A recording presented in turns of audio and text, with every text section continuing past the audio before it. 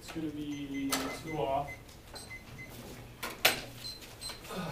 And we go kind of down case, and then which flow on case? Like we'll start with status quo. Okay.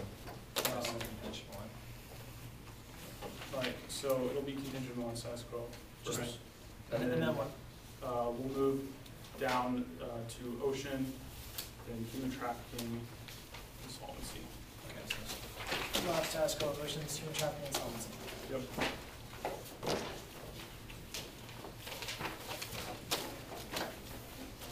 All right. Can you just flip here, please?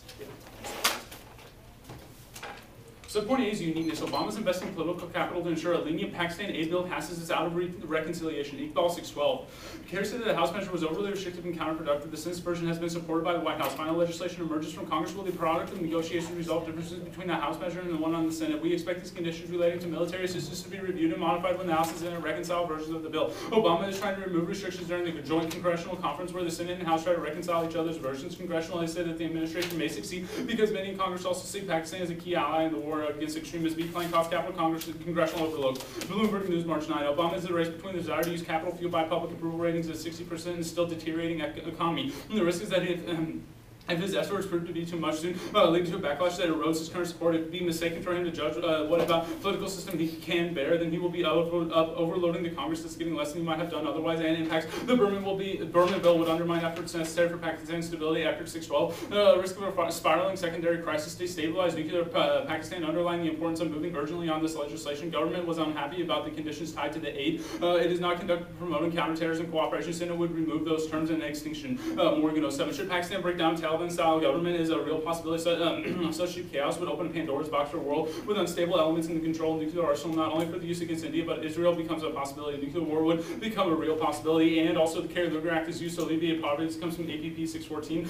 A huge portion of the Kerry-Lugar bill would also be spent for infrastructure and development of poverty alleviation, and poverty outweighs all other concerns. McGuire 96. Poverty is genocidal. Poverty kills with efficiency that could only be matched by all nuclear war. What war would kill 40,000 infants a day with so silent efficiency that only allows the guilty to sleep with no rumble of distant guns to disturb their rest. Now let's move on to the next one. A. Subpoint A, uniqueness. No bubble now investment in green tech has decreased to 84% in the first quarter of 09 in spite of the stimulus package LU 09. During the first quarter of 09, investment in green technologies by venture capitalists tripled. Venture capital invested $154 million in the first 3 months of 09 compared with $971 million in the last quarter of 08. That's an 84% drop in financing. B. Lincoln administration funding of all term energy would recreate a bubble and prevent future energy solutions. Middle of 09, the Obama administration funneling money to clean tech companies would cause investing to pick up again. That's not welcome news. It will swing too far to the positive. Slamming on the brakes was the good. Healthy thing is served a Darwinian function. Now we just have to be careful we don't swing back to the high side. It would certainly is going to set us back in terms of having viable energy solutions at a time when we need them. See solvency turn. Not picking the winner allows alternative energies to develop faster and reduce costs as better solves advantages. EPS 06. Investment in new immature technology becoming more attractive. Renewable industry could develop faster, reducing the cost of technologies. If we support a variety of technology and not try to pick the winner at this early stage, it's very difficult to foresee what technology will be competitive in the future, and the internal linked alternative energy bubble will be $20 trillion and will lead to hyperinflation. Janssen 08. Alternative energy bubble will boom, and therein lies the danger of hyperinflation in the long run. Always the shock. The top battle will be the gross market value of all enterprises need to develop energy technologies. $20 trillion. Money that will inevitably increase the share of prices rather than deliver energy security. When the bubble finally bursts, will left them off on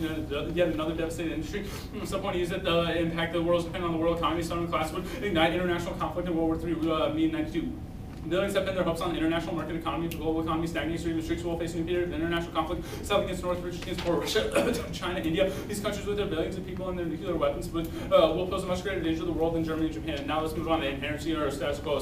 First, we see that higher energy prices have driven the U.S. military to use less fossil fuels. This comes Wall Street in 07. Surging energy prices, volatility in oil-producing regions drive U.S. military efforts to curb its use of oil and other fuels through conservation, increased fuel efficiency, and greater use of alternative energy. Pentagon plans to spend more than $2 billion over the next 5 years on energy initiative, and there are no inherent barriers to the plan. The government is already required by executive order and congressional legislation to buy alternative fuels. This comes from Office of Federal Environmental Executive of 4 federal agencies already purchased and use bio-based products, including food service items, biodiesel, ethanol, and cleaning products. EPA Act generally requires that 75% of the general use vehicles required by the agency for its fleet should be alternative fuel vehicles. Agencies must report compliance annually with both the EPA Act and EO requirements. Now specifically, let's move down the flow to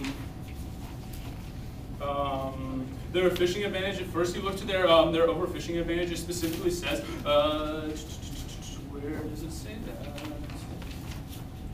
Specifically on their last argument, this is the Coast Guard is key. After the last line that they read you, they forgot to read you this. It specifically says, however, the vast different distances within the U.S. EEZ impacts our ability to intercept foreign fishing vessels in the remote areas of the EEZ. This clearly says the Coast Guard does not have the ability to intercept them because there's so much room that they have to cover. This still allows this illegal fishing to go on. They have no way of solving this. They don't underline this so that you don't know, so that you don't see it. They're still going to have that impact coming about.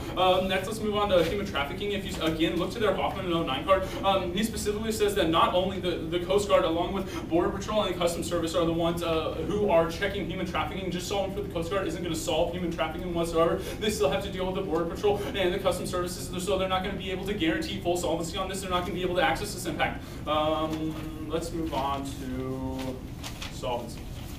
Now, first, if you look to the A card on solvency, nowhere does it say the U.S. Coast Guard is key to the offsetting of oil. There, nowhere in their evidence does it say this at all. This is going to be key because they cannot guarantee to you that this is going to offset Coast Guard oil, and this is going to be a key voter in today's round. And specifically, if you look to their second card, the Renewable Energy Magazine, the 09 card, it says that they're still going to be using diesel fuel, which is based off of oil. This is going to be key because then they cannot shift away from oil. Then they're still going to get their impacts coming about from the status quo argument. They're still going to see the oil price problems and still going to see the instability of the Coast Guard that turns their case completely. They're not going to be able to solve anything. And finally, let's go on to the Martin evidence, specifically talk about this. They advocate that prioritizing war is going to be a bad thing because then it prevents us from anti-war movements. But using the advocacy of war as something in the real world scenario is key because it allows us to look at real world solutions and seeing and make sure that we secure ourselves. Because if we always reject war in any instance of debate or any instance of consequences, then we're never going to be able to protect ourselves. And this would in turn turn their national security arguments and their security arguments of the Coast Guard because we would never know when to protect ourselves because we just believe that there's never going to be a war and we want to believe and tell ourselves that we're never going to have any violence or any war ever around. And this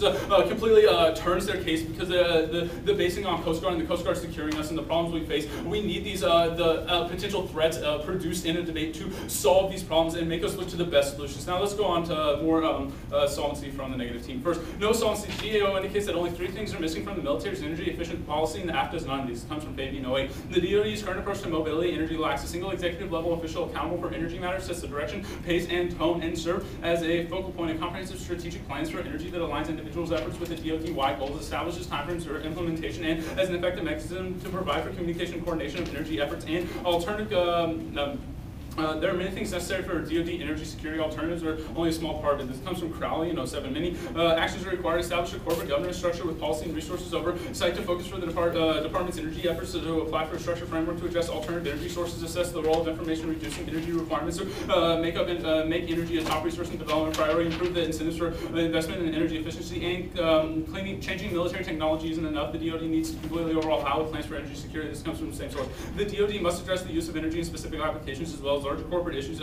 Arriving in solution requires identifying energy challenges, selecting viable technological organization processes and options, developing potential solution sets. You see, the DOD doesn't have the ability to do this, so therefore they're going to solve because the DoD is the one that runs the Coast Guard, as the Department of Defense running the Coast Guard. So when the DoD doesn't have the ability to solve the problems related to alternative energy, they're not going to be able to produce the solvency that the affirmative team advocates. When you look to the impact calculus in the round already, you're going to see a negative balance today's round. The first argument you vote on is the McGuire evidence from the Kerry-Lugar Act, which specifically says that you have to vote for poverty above anything else. They can, they can never alleviate poverty through their affirmative case. If anything, they're going to allow it to continue in Pakistan, and that is the one thing McGuire specifically that you cannot ignore it. You must vote on it, and even when you get past that, you must prevent the collapse of Pakistan in the alternative energy bubble, especially when you're not going to see their impacts, or you see those impacts turned against them because they're either going to make them worse or not be able to solve for them. Thank you.